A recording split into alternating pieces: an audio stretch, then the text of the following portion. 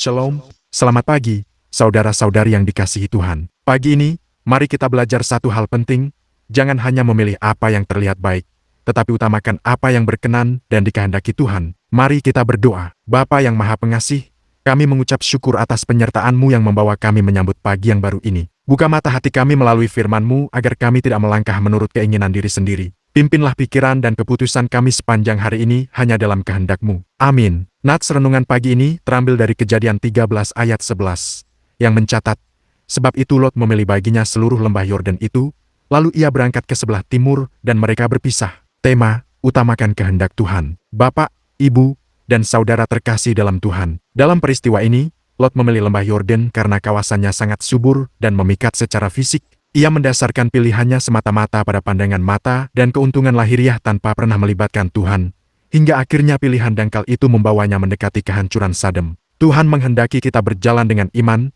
bukan dengan penglihatan kasat mata semata. Sebagaimana tertulis dalam Amsal 3 ayat 5, percayalah kepada Tuhan dengan segenap hatimu, dan janganlah bersandar kepada pengertianmu sendiri, serta diingatkan pula dalam Amsal 14 ayat 12, ada jalan yang disangka orang lurus, tetapi ujungnya menuju maut. Keputusan terbaik dalam hidup bukanlah yang paling menguntungkan secara kasat mata, melainkan yang berada di bawah naungan kehendak-Nya. Sebab itu, hari ini, jangan terburu-buru mengambil keputusan hanya karena tawaran dunia terlihat menggiurkan. Bawalah setiap rencana, pekerjaan, dan masa depan Anda ke dalam doa dan mengutamakan perkenanan Tuhan di atas segala-galanya. Ketika kita menaruh kehendak Tuhan sebagai prioritas utama, langkah kita akan senantiasa dijaga dan diarahkan pada kedamaian yang sejati. Apakah keputusan yang Anda buat hari ini didasari oleh keinginan mata, atau oleh petunjuk Roh Kudus? Marilah kita jalani hari ini dengan bersikap jujur kepada Tuhan. Jangan simpan bebanmu sendiri, sampaikanlah kepadanya, karena Ia sangat dekat dan siap menolong Anda. Ingatlah,